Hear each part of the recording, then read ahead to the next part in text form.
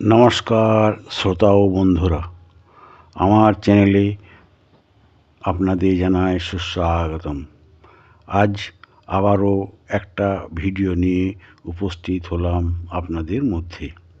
আজকের আলোচনার বিষয় হবে বৃষ রাশির 2024 সালের মে মাসের রাশিফল বিষয়ে আলোচনা করব।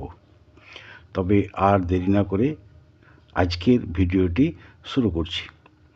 বৃষরাশি জাতক ও জাতিকাদের গত 22শে এপ্রিল 2023 থেকে 1 মে 2024 দুপুর 1টা পর্যন্ত শারীরিক ও মানসিক চাপের মধ্য দিয়ে পের করার কথা ছিল, কিন্তু 1 মে 2024 দুপুর 1টার পর স্বস্তি পাইলেন।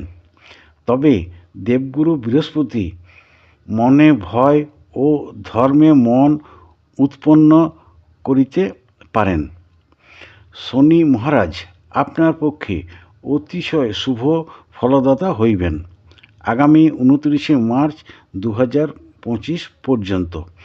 যেরূপ কর্মক্ষেত্রে শুভ ফলদাতা হইবেন, কারণ গত 18ই মার্চ 2024 শনিদেব স্বরাশিতে অর্থাৎ কুম্ভ রাশিতেই উদিত হইয়াছেন।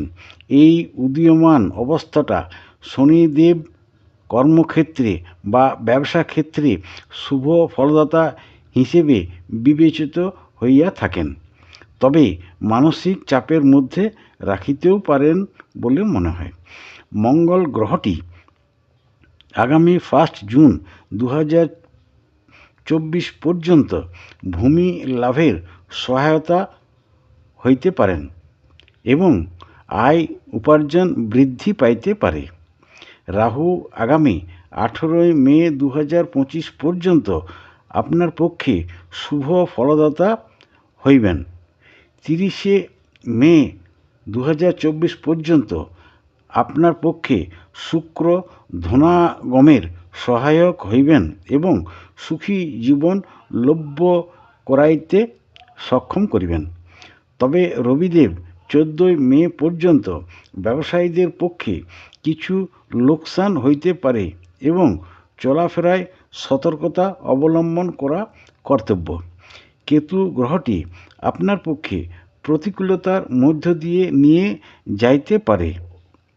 প্রতিকার প্রসঙ্গে যদি আলোচনা করা যায়, তাহলে আপনার জন্য একটা রামবাসকের মূল ধারণ করা কর্তব্য এবং সম্ভবস্থলে একটা 2মুখী ও একটা 4মুখী রুদ্রাক্ষ ধারণ করলে উপকৃত হইতে পারেন।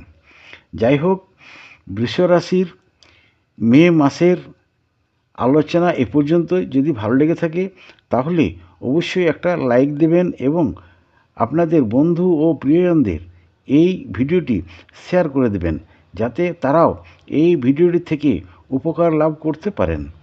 ও যারা আমার চ্যানেলে নতুন রয়েছেন, তারা যদি উপকৃত হয়ে থাকেন এই ভিডিওটি থেকে, তাহলে অবশ্যই একটা সাবস্ক্রাইব করে দেবেন এবং পাশে থাকা বেল আইকনটি ক্লিক করে রাখবেন, যাতে নতুন নতুন ভিডিও এলে সবার প্রথমে আপনি সেগুলি দেখতে পারেন। খুব শীঘ্রই আমি পরবর্তী ভিডিও নিয়ে উপস্থিত হব আপনাদের মধ্যে। প্রত্যেকে খুব ভালো থাকবেন ও সুস্থ থাকবেন। ধন্যবাদ।